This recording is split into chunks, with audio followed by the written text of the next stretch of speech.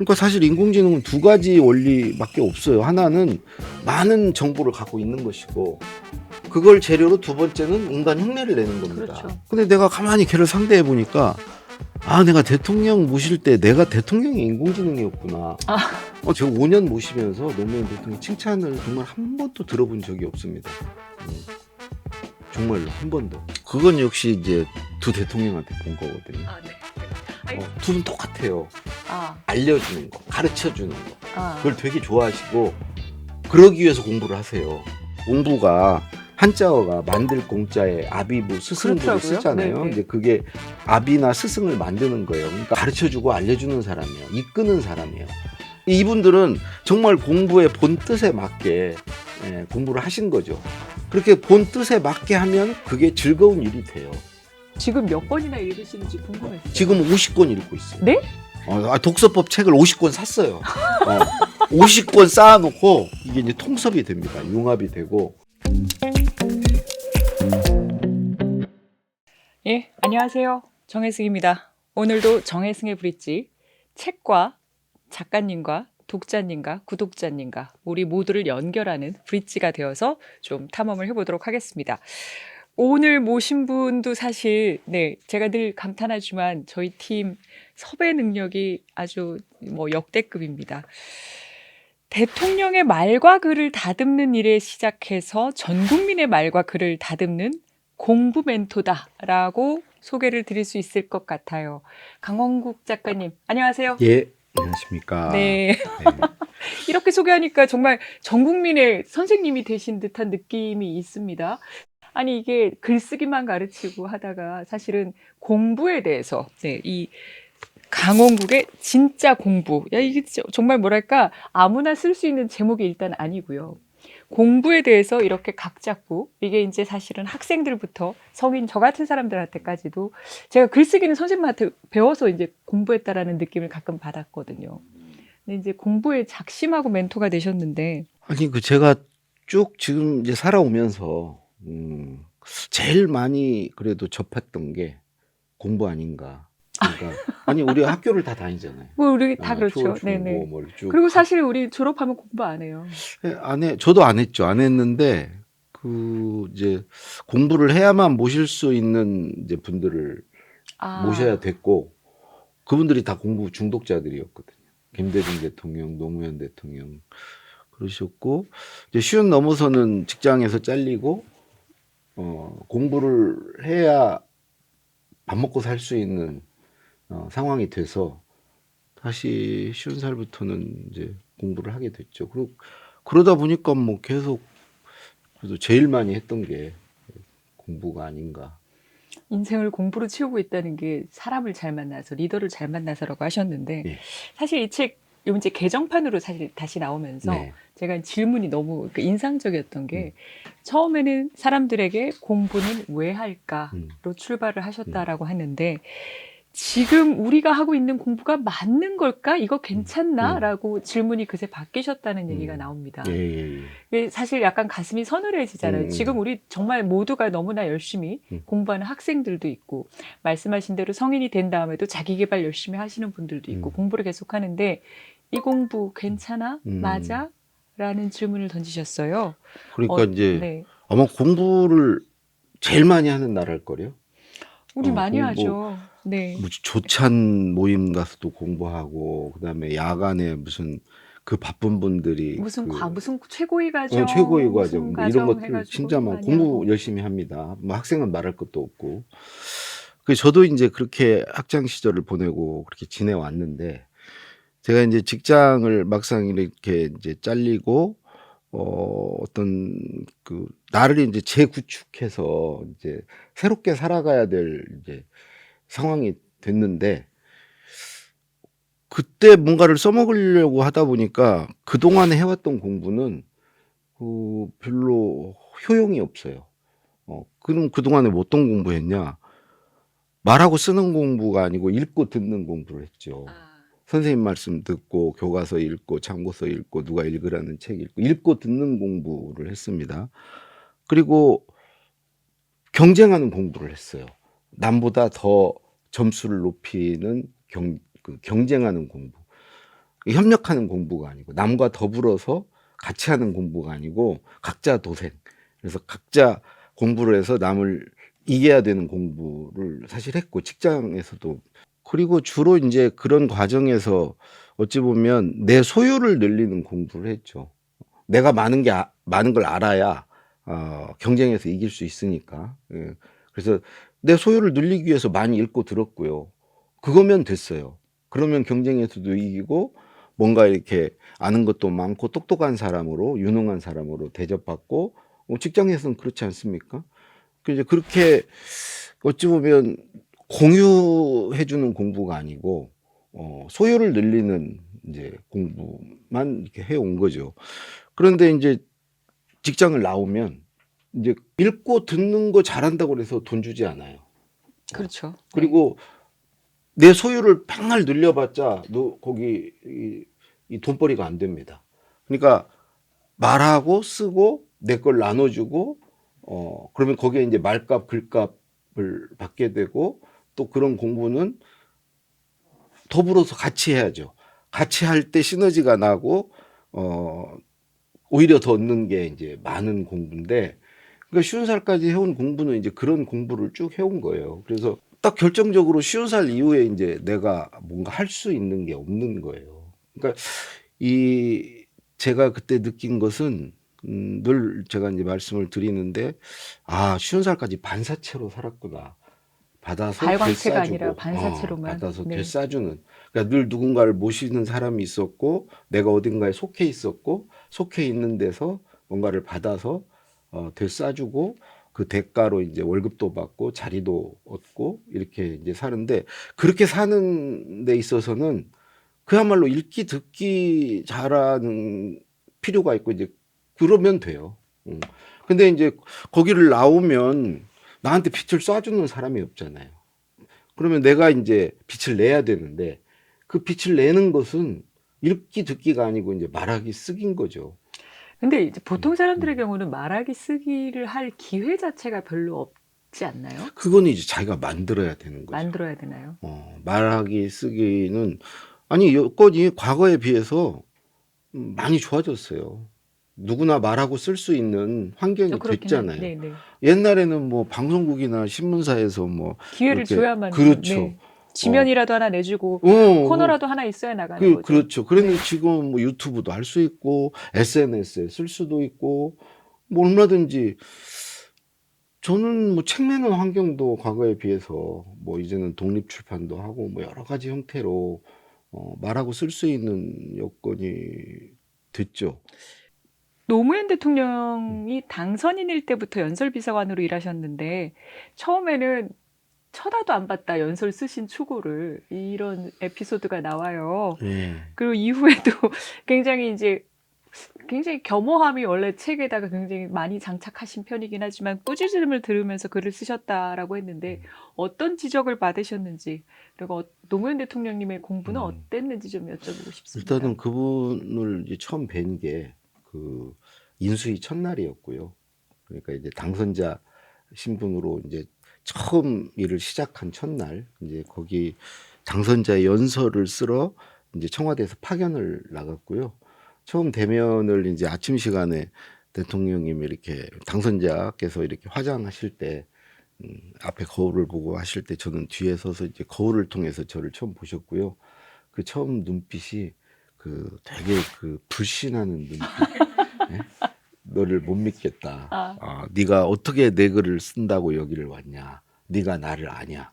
그때 내 국정 철학이 뭔지 아세요? 물어보셨어요 한마디. 어머. 모릅니다. 그랬더니 억강부약입니다. 그 얘기도 하셨고 그러면서 결론은 글로 보여주세요. 그러시더라고요. 너 못 믿겠으니 네가 한번 써봤자 얼마나 쓰겠어. 한번 글로 써봐. 글로 보여줘. 그랬는데 그때 인수위 기간이 한 58일 됐어요. 그 58일간 정말 매일 썼습니다. 하루에 한두 개 일정이 늘 있으셨기 때문에 하나도 안 읽으셨습니다. 하나도 안 읽으셨고 그럼 안 읽고 그냥 본인이 직접 다 그냥 하셨어요. 하시는 거예요? 직접 다 하셨고 원고 없이? 제가 이제 김대중 대통령님이 현직에 계시는 거고 그분의 글을 쓰다가 내가 간 거고 그렇죠. 그 당시 박지원 비서실장이 저에게 국민의 정부의 명예를 걸고 가서 잘 모시라고 당신을 보고 국민의 정부를 평가할 거라고 당신이 처음 대면하는 거 아니냐고. 그렇죠. 그래서 막중한 사명감을 가지고 왔는데 그렇게 되니까 이제 제일 죄송한 건 김대중 대통령님한테 죄송했습니다. 죄송했고 그분은 원래 제가 5년 모시면서 노무현 대통령 칭찬을 정말 한 번도 들어본 적이 없습니다. 정말로 한 번도. 그래도 읽긴 읽어주시는, 읽게 되시는 에피소드도 있던데요. 그러니까 칭찬을 하실 수가 없는 게 써드리면 어딘가 마음에 안 드실 거 아니에요. 마음에 안 드시는 부분을 이렇게 지적을 하고 고쳐야 되시잖아요. 그러니까 칭찬을 끝낼 수가 없어요. 그래서 계속 이제 뭐 고치고 아마 그렇게 매번 이렇게 혼나는 비서관은 유일할 거래요. 노무현 대통령도 이제 제일 화가 나셨을 때는 왜 이렇게 자꾸 자네 글을 쓰는가? 내 글을 써야지. 그래서 이제 그분 글을 쓰는 게 사실은 그러니까 싱크를 쉽지가 맞추는데 않죠. 그죠? 약간 그게 시간이 걸리는 건 있는 쉽지가 것 않고 같아요. 언젠가는 네. 칭찬을 않는 이유를 이렇게 얘기를 하셨어요. 그 칭찬 안에는 누군가를 칭찬하는 것은 그 사람을 자기가 이렇게 뭔가 어르고 달래서 다루고 싶은 지배 욕구가 있는 거다. 칭찬이 원래 그런 용도다. 그래서 사실은 이제 누가 누구를 칭찬하느냐. 그래서 이제 제가 보기에도 뭐 칭찬에는 김대중 대통령과 비교를 하면 되게 인색하세요. 제가 딱 한 번 받은 칭찬이 이제 딱히 흠잡을 데가 없네. 뒤에 가서 한창 임기 후반에 흠잡을 데가 없네. 그러면서 거기서 끝내지 않으시고 뭐 그렇다고 썩 마음에 드는 건 아니고 그분은 이 반전의 대가십니다. 약간 놀리신 거 끝까지 아니에요? 들으셔야 돼요. 웃기시려고? 뒤에 뒤집어요.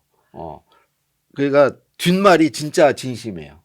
근데 이제 그 자락을 까는 게 앞에 이렇게 칭찬을 착각을 하고 이제 있는데 뒤에다가 이제 반전이 일어나죠. 그러면 그 정도로 이렇게 칭찬을 이제 못 들었는데 그런 게 그분이 수준이 높아요. 공부를 저하고 많이 하셔서? 격차가. 그래서 이제 그래서 공부를 해야겠구나. 이 공부 중독자세요. 공부 공부를 중독자? 엄청 하세요. 그분은 어떻게 공부하셨어요? 그분은 모든 게 공부예요. 보고서를 읽는 것도 공부고 보고 받는 것도. 그렇죠. 사실은 네, 국내 공부죠. 최고의 그건데. 네. 뭐 책 읽는 것만 공부 아니잖아요. 그렇죠. 그냥 밥 먹는 것도 공부예요. 밥 먹는 게 어떻게 공부예요? 밥 먹는 시간에도 공부하게 해달라고 팀을 이렇게 짜서 주제를 정해서 밥 먹으면서 대화를 나누면서 그래서 환경 문제를 하면 그 관련 사람들을 좀 모아서 같이 밥 먹으면서 그 얘기를 하자고. 왜 밥만 먹냐고. 그리고 이제 뭐 새벽 2시까지 늘 보고서 읽으시고 그리고 회의 같은 걸 좋아하시는 걸 제가 보면은 그 회의하고 막 이런 자리가 토론하고 이런 자리가 진짜 공부하는 자리예요. 그렇죠. 그러니까 뭔가 새로운 걸 알고 그런 거를 되게 호기심도 많으시고 그런 거를 되게 즐기시는 분이. 근데 노무현 대통령은 그걸 공부 자리로 잘 만드세요. 그거를 뭐 이렇게 보고만 받겠다 하면 공부가 안 되죠. 근데 뭐 끊임없이 질문하고 뭐 토론하려고 그러고 뭐 그러시니까 공부가 되죠.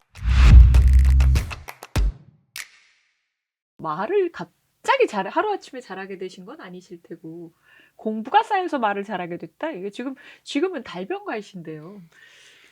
이게 어떻게 돼요? 비결을 알았어요. 비결이. 네. 제가 이제 그거는 김대중 대통령은 꽤 배웠더라고요. 그 당시에는 몰랐는데 나와서 이제 그분들처럼 이제 나도 말을 해야 되고 뭐 이런 상황이 되니까 김대중 대통령은 진짜 모든 말을 글로 준비하십니다. 글로 써보세요. 누구랑 직접 이렇게 본인이. 약속 뭐 점심 약속이 있다, 오찬이 있다 그러면 다이어리에 첫 마디를 뭘 꺼내고 질문을 뭘 하고 뭐를 칭찬해주고 마무리 말은 뭘 하고 반드시 빠뜨리면 안 되는 말은 뭐가 있는지 그걸 딱 번호를 매겨가지고 딱 준비를 하세요. 정말로. 직접 하시는 거예요? 그냥 아무 준비 없이 가는 법이 없어요. 김대중의 국정노트라는 책 본 적 있습니다. 그게 엄청난 메모를 남기셨더라고요. 그게 28권인가 29권이에요. 세상에. 다이어리 두꺼운 거. 그게 5년 동안 쓰신 거예요. 책 한 권으로는 그건 정말 아주 쬐끔만 조그만 맛보기로 나온 거군요. 그것도 깨알 같은 글씨로. 글씨도 달필이신데 어. 절반 이상이 한자고. 국한문 혼용체예요. 네, 국한문 혼용체. 그분 모시려면 한문 잘 읽어야 됩니다. 제가 깜짝 놀랐어요. 지금 보려고 하다가 너무 한자가 많이 나와가지고 당황했잖아요. 한자어는 다 한자로 쓰세요. 그러시더라고요. 그것도 약자로 이렇게 쓰세요. 그리고 우리가 평소에 안 쓰는 말도 한자가 있는 건 다 한자로 그러니까. 쓰시더라고요. 거의 100%예요. 뭐 조사나 조사밖에 어미나 없어요. 뭐 이런 한글이. 것만 네. 한글로 쓰시고 한자로 이렇게 쭉 쓰시는데. 그리고 노트가 굉장히 정밀하고 구체적이고 굉장히 세세한 것까지 다 챙긴 그게 이제 책으로 나와서 제가 구경만 하고도 감탄을 했었는데. 거기에 이렇게 번호도 있고 네. 여기서 이쪽으로 가면 이렇게 화살표 딱 해가지고 이렇게 나중에 볼 때도 근데 헷갈리죠. 그런 분에게는 어떤 연설을 써드려야 되는 거예요? 네. 그렇게 본인이 다 준비하시는 분에게는? 그러니까 그분은 본인의 말을 글이라고 생각하시는 분이에요. 왜 글이냐? 본인의 말이 역사의 기록으로 남기 때문에 그렇게 역사의 기록으로 글로 남는 거 아닙니까? 그러니까 글로 남는 글은 그 말은 글로 준비를 해야 되는 거죠. 그래서 글로 써서 고치고 해서 최종본을 가지고 이제 말을 하는 거죠. 그러니까 그러면 그분의 말은 글이기 때문에 그분 글 속에서 찾으면 돼요. 그러면 김대중 대통령님에게 배운 공부의 비법은 어떤 거였어요? 나중에 깨달으신?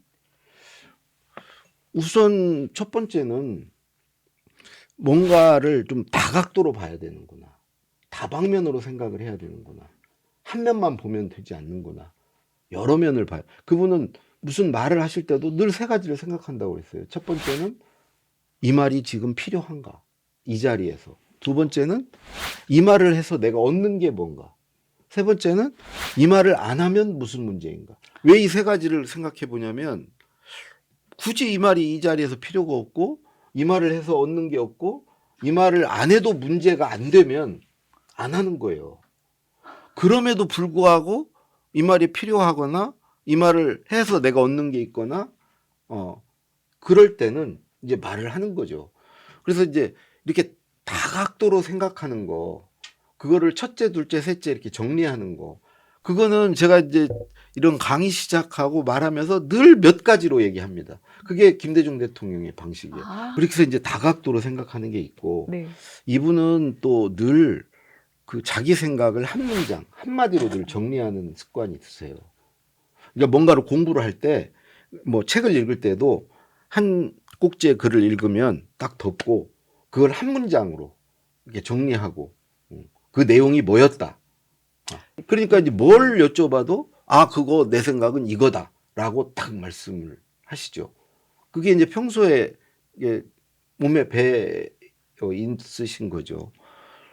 그래서 그것 말고도 뭐 분한테 배운 게 많죠. 약간 반칙 같은 게 작가님은 공부의 스승이 김대중 노무현 대통령님, 이거는 좀 뭐랄까 일반 보통 사람이 느끼기에는 그 공부를 그렇게 하셨으면 우리는 어떻게 따라가요? 뭐 이런 생각이 듭니다. 운이 좋았던 거죠. 근데 어쨌든 그걸 가지고 그럼 나도 나눠줄게 라고 해서 이제 공부법을 알려주시고 있는 건데, 여기 보면 그런 얘기가 있어요. 공부가 재밌는 걸 넘어서 공부할 때 희열을 느낀다 라고 책에 쓰셨어요. 공부하기 싫은 많은 분들에게 기겁할 소리인데, 공부에서 희열을 느끼시는 비법, 노하우가 있을까요? 그건 역시 이제 두 대통령한테 본 거거든요. 네. 스승이 남달랐다니까요. 이 공부한 걸 가지고 이렇게 푸는 거. 들어봐, 이리 앉아봐, 얘기해줄게. 이러면서 이제 두 분 똑같아요. 그렇게 뭔가 이렇게 말을 하는 걸 좋아하세요. 알려주는 거, 가르쳐주는 거. 그걸 되게 좋아하시고, 그러기 위해서 공부를 하세요. 그러니까 공부의 나눠주기 위해서. 네, 목적이 나눠주기 위해서. 그러니까 원래 이제 이 책에도 썼지만 공부가 한자어가 만들 공자에 아비부 스승부를 쓰잖아요. 네네. 이제 그게 아비나 스승을 만드는 거예요. 그러니까 아비나 스승이 뭐 하는 사람이에요? 가르쳐주고 알려주는 사람이에요. 이끄는 사람이에요. 그래서 그렇게 알려주기 위해서, 이끌기 위해서 하는 게 이제 공부였던 거예요. 공부. 이분들은 정말 공부의 본 뜻에 맞게 공부를 하신 거죠. 그렇게 본 뜻에 맞게 하면 그게 즐거운 일이 돼요. 원래 그래서 그게 만들어진 거고, 아마 그래서 공자님도 뭐 부력 여로화 뭐 얘기했잖아요. 그런 거죠. 다. 그런데 저도 이렇게 해보니까 이 뭔가를 공부한 것을 써먹고 이렇게 풀어주고 나눠주고 하는 일이 되게 즐거운 일이더라고요. 보람 있는 일이고. 그러니까 의미도 있고 재미도 있어요. 그러니까 공부를 더 하고 싶죠. 그걸 하기 위해서는 반드시 공부가 필요하니까. 그래서 저는 우리 이제 뭐 학생들이나 우리가 그러니까 상대적으로 다른 어떤 서양이나 이런 데 비해서 그걸 써먹을 기회를 별로 안 준다는 거죠. 나눌 기회도 나눌 없고. 기회를. 예, 예. 이제 각자만 가지고 있다가 자기를 위해서만 이렇게 뭐 시험 보는 데 써먹고 뭐 남과 경쟁하는 데 써먹고 그렇게 써먹지 그걸 이렇게 나누지 않는다. 근데 이게 나눠보면은 이게 막 정말 이게 기쁨이 배가 되거든요. 그렇게 얘기를 하시면 나는 어디서부터 공부를 시작해야 될지 잘 모르겠어요. 뭘 공부를 해야 돼요? 대체 이 나이에? 예컨대 이제 이렇게 질문을 할 수 있을 것 같아요. 뭘 하면 그렇게 재밌게 공부가 느껴지나요? 어떤 공부를 해야 되죠? 그러니까 그만큼 이렇게 절박하고 간절해야 되거든요. 먹고 살기 위해서 필요한 공부를 하면 돼요. 아, 그것도 공부인가요? 먹고 살기 위해서 필요한 공부? 그렇죠. 그게 가장 나에게 이제 가장 절박한 공부고. 근데 그 공부를 하면은 그 공부는 진짜 재밌어요. 내 생존 확률을 높여주는 공부거든요. 사람은 자기 생존 확률이 높아질 때 행복감을 느끼는 것이고, 우리 학교 뭐 직장 다닐 때도 인사고과 두루두루 평가도 받고 이제 그게 높아야 되는 점수가. 근데 그런 거 전혀 필요 없고 하나만 잘하면 돼요. 하나. 그 하나가 뭐냐? 내가 잘할 수 있는 거, 하고 싶은 거. 근데 그게 돈이 되는 거. 그리고 하나 더 나가서 남에게도 보탬이 되는 거. 그 하나를 찾으면 돼요. 그 하나를 잘하기 위해서 하는 공부. 이 공부는 진짜 재밌는 공부죠. 재밌는 공부. 어떤 공부를 해야 될지 사실 처음에 시작하려고 그러면 조금 막막할 것 같긴 한데 더군다나 최근에는 이 AI 시대잖아요. AI 시대에 내가 하는 웬만한 공부 외우는 거 그다음에 정리하는 거는 제가 훨씬 더 잘하는데 나는 어떤 공부를 해야 되지? 이런 좀 궁금증이 생길 것 같아요. 그러니까 내가 뭘 해먹고 살지? 예, 뭘로 살지? 할 때 그 무엇을 찾는 게 먼저고요. 이걸로 내가 먹고 살아야 되겠다. 그럼 그것에 관한 공부를 해야죠. 근데 그것에 관해서는 이제 뭐 그것을 알아가고 익히고 하는 거에 있어서는 AI를 얼마든지 쓸 수 있죠. 예를 들어 저 같은 경우에 이제 그 글쓰기를 잡았어요.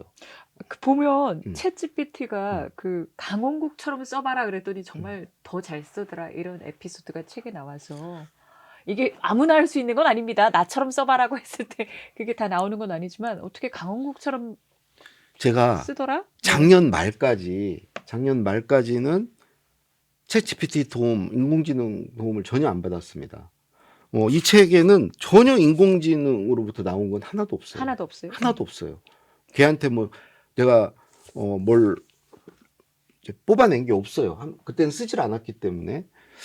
그런데 이제 작년 말부터 제가 그거에 입문을 했는데 이제 네 가지 써요. 제미나이, 뭐 챗GPT, 클로드, 뭐 퍼플렉스티 이걸 쓰는데 놀랍게도 제가 쓴 거보다 더 제가 쓴 거 같이 쓰더라는 거죠. 네.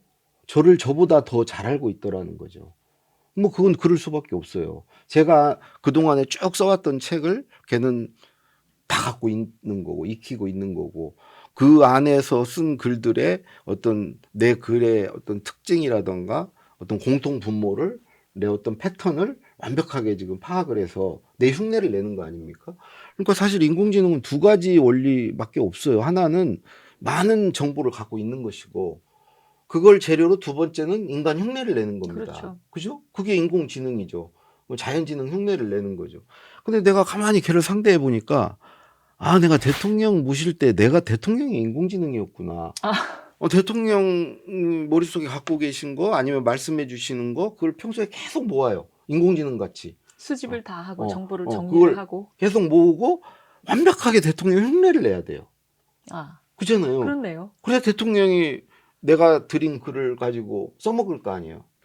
AI 이게 평소에 쓴 글이 많아서 평소에 많이 써놓은 분은 책도 쓰고 글도 많이 써놓은 분은 그 양만큼 AI가 학습을 한 겁니다. 그렇죠. 그 사람에 대해서 안 거예요. 그러면 그 사람 일을 이제 대신할 수 있죠. 그 사람 흉내를 완벽하게 낼 수 있죠.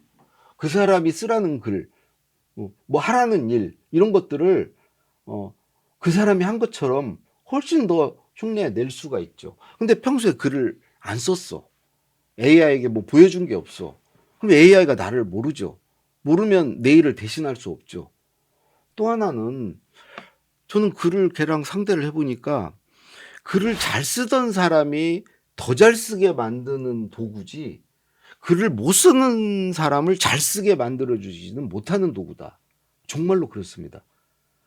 제가 여러 방식으로 이제 걔랑 협업을 하거든요. 예를 들자면 내가 초안을 써서 넣어주고 걔 보고 고치라고 하고. 근데 고칠 때도 나를 잘 알면 더 잘 고치겠죠. 네. 그렇죠. 네. 입맛에 맞게 이제 고칠 거고. 그다음에 이제 걔가 쓴 것을 내가 고치기도 하고. 내가 뼈대만 세워주고 여기다 살을 붙여라고도 하고 걔 보고 뼈대를 세우라고 그래서 내가 거기에 살을 붙이기도 하고. 너도 하나 써. 나도 하나 쓸게. 해서 두 개를 비교하면서 하나로 만들기도 하고. 어떤 경우는 그냥 구술만 해줘요. 누굴 인터뷰할 때 스마트폰에 녹음을 해가지고 그 녹음한 내용을 그냥 집어넣어 주니까 얘가 글로 써줘요. 저보다 잘 써요. 더 짧은 시간에 잘 씁니다. 그것뿐만이 아니고 내가 지금 어떤 글을 써야 되는데 네가 그걸 쓸 수 있어? 물론 얘는 무조건 쓸 수 있다고 그래요. 근데 쓸데없는 소리 말고 너 나한테 그 글을 쓰기 위해서 궁금한 거 물어봐. 내 생각이라든가 내 관점이라든가 그거에 대한 네가 내 생각 모를 거 아니야. 그 글을 내가 쓴다면 어떻게 쓸지를 너 모르잖아. 그러니까 네가 물어봐. 내가 대답해 줄게. 그거를 대통령과 다 했던 거예요. 대통령한테 제가 여쭤봤어요. 이거에 대한 결론은 어떻게 내실 겁니까? 이거에 대해 어떻게 생각하고 계십니까? 그리고 대통령이 저한테 뼈대를 딱 세워주시면서 이대로 해봐. 쓸 수 있지. 이렇게 쓰라고. 어떤 경우에는 구술을 다 해주셨어. 그래서 저도 AI에게 구술을 해요. 구술을 해주고 이걸로 글로 써봐. 이렇게도 하고. 그러니까 제가 AI와 지금 같이 협업하는 거 어떤 것은 그냥 자료만 달라고 그래요. 제가. 대통령도 그런 경우 있어요. 예를 들자면 독도는 우리 땅입니다. 그 연설은 내가 쓸 테니 자료만 달라고. 그 자료만 제가 AI에게 네가 글 쓸 필요 없어. 네가 뭘 한다고 써. 자료만 줘. 자료만 가지고 쓰기도 하고. 여러 가지 방식으로 AI와 같이 일을 하는. 어떤 경우는 제가 그냥 써요. 쓰다가 어디서 막혀. 그러면 거기까지 쓴 내용을 AI에게 넣어주면서 야, 내가 여기서 이제 막혔는데 네가 뚫어. 이어서 써봐. 기가 막히게 씁니다. 또 어떤 건 내가 하나 써가지고 어느 마무리 부분이 마음에 안 들어. 요것만 고쳐봐. 대통령도 쭉 쓰고 마무리를 내가 못했는데 자네가 마무리만 해주게. 이렇게 하시고. 그러니까 제가 지금 AI와 같이 이렇게 일하는 게 모든 게 대통령과 했던 그대로예요. 정말 그대로입니다. 글을 잘 쓰고 싶어하는 사람이 많은데 글을 잘 쓸 수 있는 세 가지 마음. 그래서 자존감, 자아, 효능감, 애호감 요런 게 있으면 글을 잘 쓸 수 있다라는 얘기를 했는데 이건 AI랑 또 거리가 먼 나의 얘기잖아요. 그러니까 저희가 AI와 같이 동거하면서 동행하는 관계에서 모든 걸 AI에게 이제 일임을 하는 게 아니고 같이 협업을 하는데 AI를 잘 쓰려면 내가 잘 써야 돼요. 그리고 AI의 도움을 많이 받으려면 AI에게 먹이를 많이 줘야 돼요. 그게 다 내 그리고 내 자산이죠. 그렇죠. 예, 네. 내가 줘야 돼요. 그거 가지고 걔는 하는 애니까. 만약에 인간이 이제 글을 안 써. 더 이상 공급을 안 해줘. 그러면 재료가 이제 바닥 나는 거죠, 걔도. 결국은 사람이 글을 많이 써야 되고 사람이 글을 잘 써야 돼요. 잘 쓰는 사람이 AI를 더 잘 다뤄서 증강 효과를 볼 수가 있어요. 글을 못 쓰던 사람은 AI를 붙여도 얻는 게 없어요, 거의. 근데 글을 잘 쓰는 사람은 곱하기, 아니, 5개 가진 사람과 하나 가진 사람, 여기다 곱하기 10을 해주면 얘는 50이 되지만 여기는 10밖에 안 돼요. 원래는 4 차이밖에 안 났는데 이게 40이 차이가 나요. 그러니까 글을 잘 써야 되고. 그래서 애호감은 글을 쓰고 싶은 마음이에요. 글 쓰고 싶은 마음. 인간은 다 갖고 있어요. 그거는 잃지 않을 거예요. 글을 쓰고 싶은 마음이 있어야 글을 많이 쓸 테고 많이 써야 AI가 그 글을 흡수해서 그걸 가지고 자존감은 뭐냐면요. 자기 스스로를 평가하고 자신의 가치를 어떻게 생각하느냐예요. 근데 자존감이 있는 사람은 내가 보니까 또 역시 뭐 두 대통령인데 자기 안에 갖고 있는 내용들이 충분히 글감으로써 가치가 있고 자기는 그런 걸 많이 가지고 있고 그래서 이 좋은 것을 이게 나눠주고 싶고 그게 나눠주고 싶으니까 거기서 애호감도 싹 트는 거고 나는 내가 가진 것을 글로 쓸 수 있다는 어떤 효능감이 있어요. 이분들은. 그러니까 이 세 가지 삼박자가 다 맞춰져야 비로소 이제 그 연구 결과에서도 누가 글 잘 쓰는 사람들 이렇게 보니까 두 가지 생각을 한다는 거예요. 자기는 글을 잘 쓴다고 생각하고 자기는 글 쓰는 걸 좋아한다고 생각한대요. 그러니까 애호감이 있고 아. 효능감이 있는 거예요. 그러니까 글을 못 쓸수록 나는 글을 못 써. 나는 글쓰기 싫어해. 그러니까 더 안 쓰니까 더 못 쓰고 악순환이죠. 근데 제가 모신 분들은 글을 진짜 잘 쓰다고 스스로 생각하시고 글 쓰는 걸 즐겨요. 그러면 글쓰기를 앞두고 막 들떠하시는 분들이에요. 비교가 좀 어렵긴 한데 그럼에도 불구하고 그러면 작가님은 어떻게 그 효능감과 애호감을 키우셨어요? 자존감과? 아까 난 아니, 너무 지금도 못 키웠어요. 지금도 못 아니, 키우셨다고요? 근데 저는 그게 없는 게 그게 없으니까 사람들이 저보고 겸손하다고 그러더라고요. 그리고 불쌍하게 봐요. 그 책의 기조가 다 너무나 지나치게 겸손하세요 보면은. 그런데 아니 그게 사실이에요. 약간 근데. 컨셉이구나 이렇게 생각을 했죠. 아니요, 그게 그게 사실이에요. 사실이었어요. 근데 저같이 생각하는 사람은 대신에 노력해요. 공부를 계속 할 공부하고. 수밖에 없네요. 네. 네. 그냥 물밑에서 계속 동동거리는 거죠. 그러니까 이제 결과물은 그렇게 실망스러운 결과물은 안 내요. 그러니까 그걸로 버텨온 거예요, 계속. 공부는 주로 책으로 하세요? 아니면 뭐 강연 들으러 다니시는 얘기도 쉽게 나오긴 하는데. 뭐 유튜브 강의도 듣고, 뭐 저는 다 공부해요. 사람 만나서 사람 만나는 뭐 이렇게 배우는 거 배우신 대로 좋아하고. 사람 보고를 음. 하든 회의를 하든 음. 뭐 밥을 먹든 다 공부다. 그래서 저는 관계에서 정말 많이 배웁니다. 아까 이제 관계에서 도움도 많이 받는다고 그랬는데 네네. 많이 배워요. 사람에게 배우는 거, 사람을 보고 배우는 거, 저 사람처럼 되고 싶은 거, 뭐 그런 게 다 공부라고 생각합니다. 인공지능 시대에서는 사실 대학 입시에서 자유로워지고 학력이 중요하지 않을 거다 이런 얘기도 하셨어요. 우리 AI 시대에 우리에게 요구되는 능력은 그러면 뭐 AI 잘 쓰면 돼 이렇게 얘기하는 것보다 조금 더 구체적으로 어떤 능력을 키워야 될까요? 아니, 저는 딱 하나예요. 아까 말씀드렸듯이 AI에게 뭘 많이 줘야 됩니다. 생산해야 돼요. 저는 그런 생산력, 그러니까 내 컨텐츠를 많이 만들어내는 내 거예요. 말과 글이 계속 쌓여야 된다. 그게 아주 일상이 되고 그걸 쌓는 재미로 살고 계속 주면 걔가 다 그걸 받아가서 이제 더 똑똑해졌을 때 AGI가 됐을 때 네네. 그때 됐을 때는 정말 나를 도울 거다. 아니 도울 정도가 아니고 나를 대신할 거다. 나는 손 안 대고 코 풀다.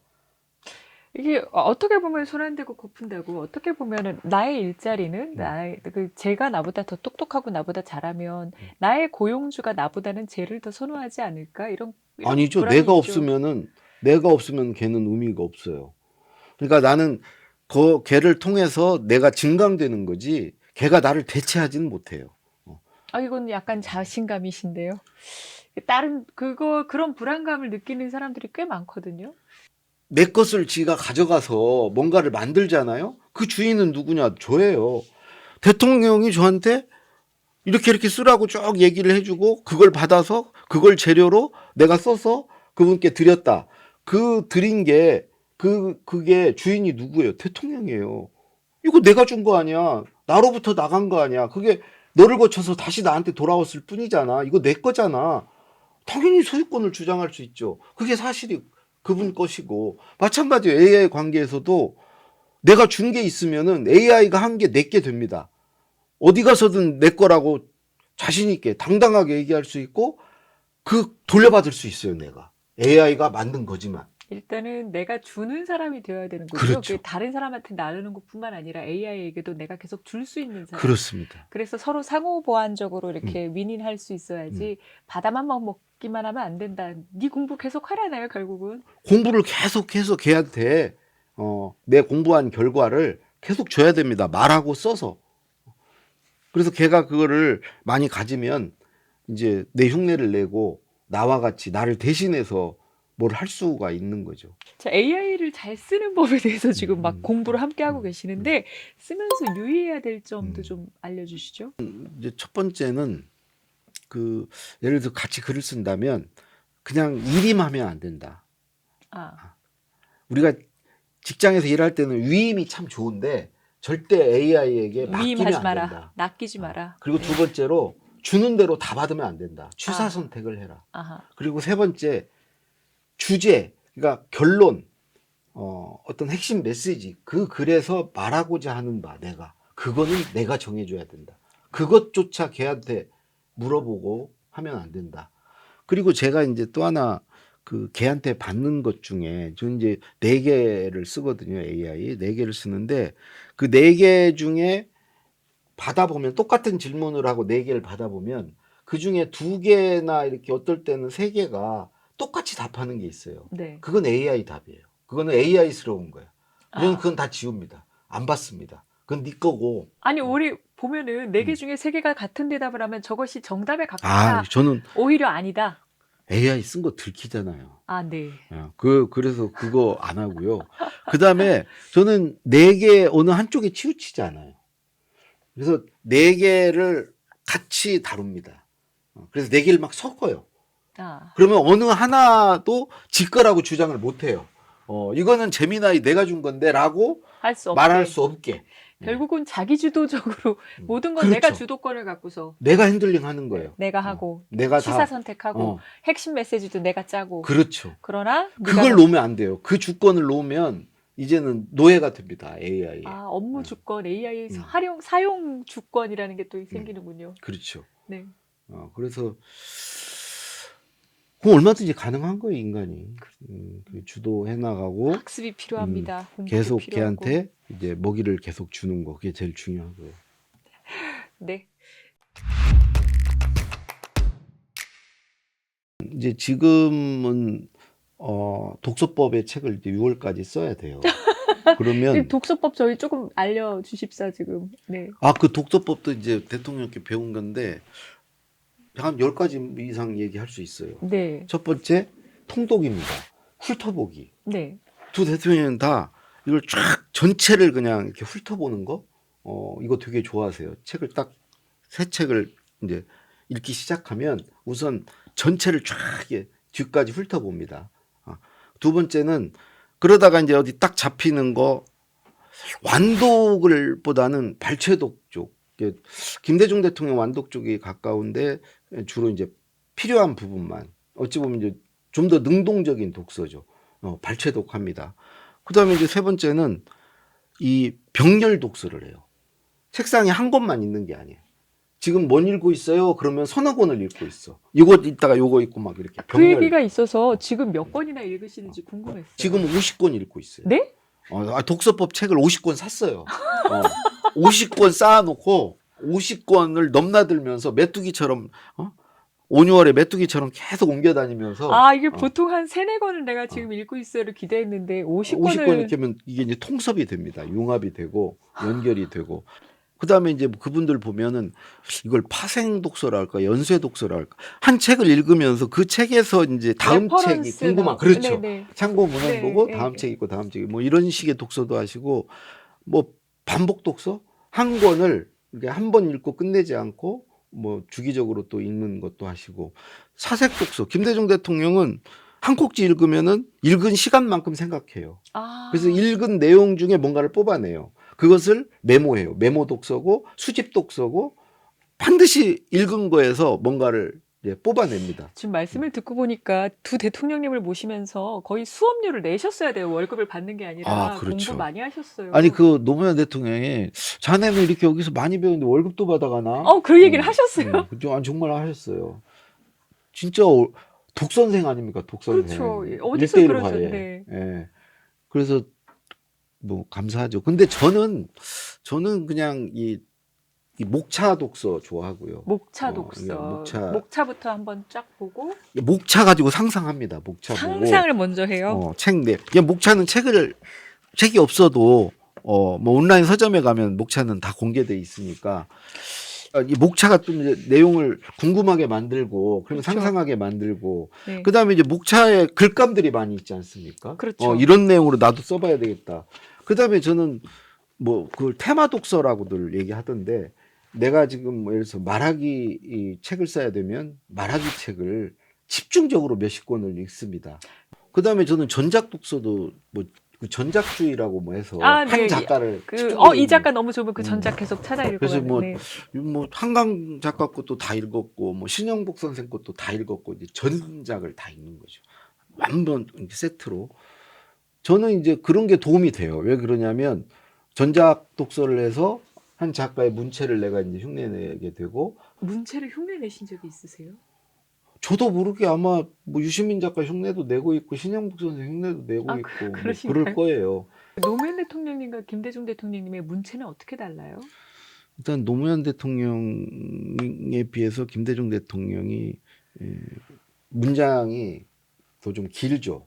아까 완벽한 글로 말과 글이 일치하시는 분이라 그러셨는데. 노무현 대통령은 단문으로 주로 이제 단문으로 쓰시는 거고 그래서 문체로 따지면 뭐 만연체와 간결체, 화려체와 건조체, 뭐 이렇게 구분이 되죠. 아, 그걸 또 이런 분을 화려하게 쓰는 분을 하다가 이제 네. 건조하게 바꾸신 그렇죠. 거잖아요. 또 거기에 맞춰서 맞춤형으로. 그리고 막 수식어 넣고 막 현란한 표현 뭐 이런 거 정말 싫어요. 노무현 대통령. 김대중 대통령은 뭐 무슨 뭐 무지개처럼 뭐가 피어오르고 막 정의가 강물처럼 흐르고 뭐 멋있는 말 진짜 조어의 이제 두 분 다 조어의 천재신데 뭐 행동하는 양심 막 이런 말 잘 만드시잖아요. 그쵸. 햇볕 정책 뭐 네. 이런 거.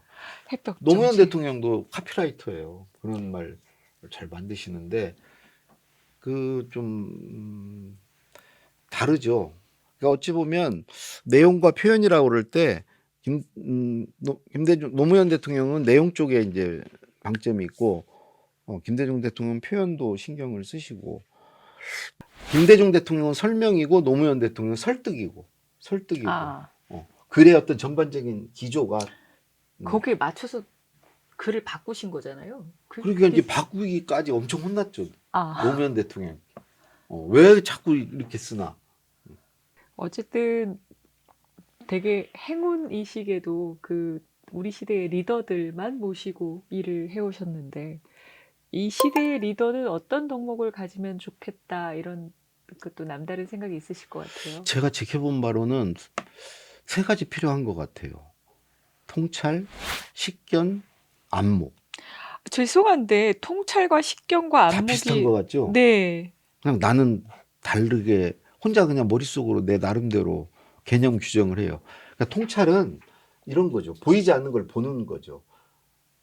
없는 문제를 찾는 거죠. 네. 그러니까 이제 어떤 사람은 낸 문제를 잘 풀기도 하고 그걸로 뭐 성공한 사람도 있고 또 문제를 잘 발견하는 사람도 있지만 저는 대통령 정도 되면 그 수준을 넘어야 된다. 지금은 없는 문제지만 앞으로 있을 문제. 지금 우리가 그래서 뭘 해야 되는지, 뭐에 대비해야 되는지. 이건 통찰로 가능한 거지. 그 다음에 이제 저는 식견은 뭐냐면요. 전문적 식견입니다. 그래야 그 일을 컨트롤할 수 있습니다. 공직 일단 지식. 그런 데를 끌고 갈 수 있어요. 네네. 자기가 알아야지. 그게 뭐 일머리가 됐건 뭐 지식이 됐건 뭐 네. 지혜가 있건 그걸 저는 그냥 통틀어서 식견이 좀 있어야 돼요. 안목은 뭐냐면 이렇게 일을 해 왔을 때 그걸 평가하는 능력입니다. 아, 어디게 부족한지 어떻게 하면 더 수준을 높일 수 있는지 이게 이제 안목이 있어야 돼. 안목. 그게 세 가지가 다 비슷하게 들렸는데 완전 다르군요. 네. 자, 마지막으로 100세 시대 지속 가능한 공부는 어떤 거냐 이런 질문을 또 이제 안 드릴 수는 없네요. 네. 그건 아까 처음에 또 말씀드렸는데 한 가지를 찾는 거. 한 가지 어. 내가 한 잘하고 가지 하고 싶은 거. 교집합은 내가 잘하고 좋아하는 거. 저는 지금 하는 일이 너무 좋아요. 말하고 쓰는 일이요. 그렇죠. 그걸 찾는 거. 그래서 그거를 찾으면 공부해야 돼요. 그러니까 되게 인상적인 게 말하는 거를 좋아하고 잘하시는 걸로 찾아내셨는데 그거를 40대, 50될 때까지는 말은 안 하셨다는 얘기잖아요. 근데 제가 네. 곰곰이 이렇게 뒤집어 생각해 보니까 일단 두 대통령께 이제 사실은 배운 게 있고요. 그렇죠. 또 하나 결정적인 게 말을 잘 들었어요. 잘 들었다고요. 거기서 하시는 일이 주로 듣는, 어렸을 때부터 어렸을 어, 때부터요. 초등학교 2학년 때 어머님 돌아가신 이후로 사람의 말을 열심히 들었어요. 저는 첫 번째는 이제 되게 그래서 말귀가 밝아졌고요. 두 번째 말하지 않는 것을 듣는 능력이 생겼어요. 눈치가 빨라졌어. 아, 저렇게 말하는 배경에 의도가 목적이 뭐겠구나 하는 그런 눈치, 이 듣는 능력.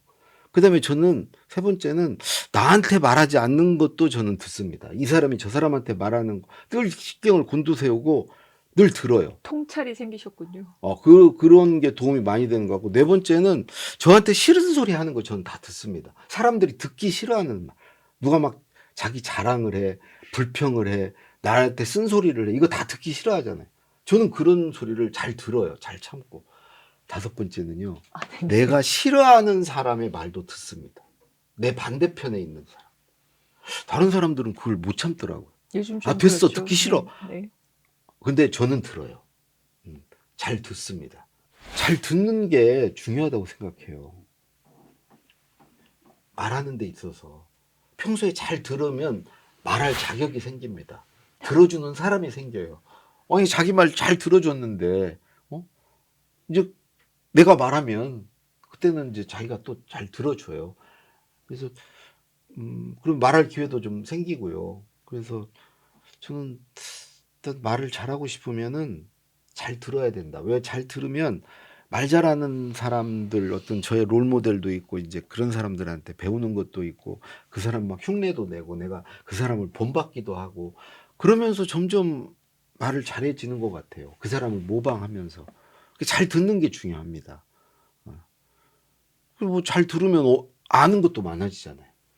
내가 말할 거리가 많아지는 거예요. 잘 듣는 건 결국 공부고, 그것도 공부죠. 공부죠. 그래서 잘 들으면 말하기와 쓰기가 또 자산이 생기고, 그렇죠. 그걸 가지고 다시 또 듣고 나누고 하면서 공부를 하는 공부의 선순환. 거의 그렇죠. 그거를 완벽하게 구현하신 듯한 이 느낌입니다. 말과 글이 순환하는 네. 말과 글이. 그러니까 말은 말하기와 듣기고 글은 쓰기와 읽기잖아요. 네. 말하기, 듣기, 읽기, 쓰기가 이렇게 순환하는 구조가 만들어지죠. 저는 이제 그 구조 속에서 지금 살고 있고요. 지금까지 정혜승의 브릿지 강원국 작가님과 말씀을 나눴습니다. 강 작가님하고 저는 조금 있다가 2부 촬영을 또 하겠지만 어쨌든 여러분들이 일주일 이후에 보실 거고요. 네, 오늘 방송 해주신 소감 좀 여쭤볼게요. 정말 시간 가는 줄 몰랐습니다. 벌써 이게 1시간이 네, 시간 가는지 모르게 즐겁게 잘 이끌어 주셔서 즐거운 시간이었습니다. 사람들이 이 진짜 공부를 모두를 위한 진짜 공부를 이제 나눠 주셨는데 저희도 좀 공부를 하는데 약간 더 힘을 얻었으면 좋겠습니다. 그렇게 공부 재밌습니다. 공부 전도사 하셨어요. 공부 멘토 강홍 선생님 감사합니다.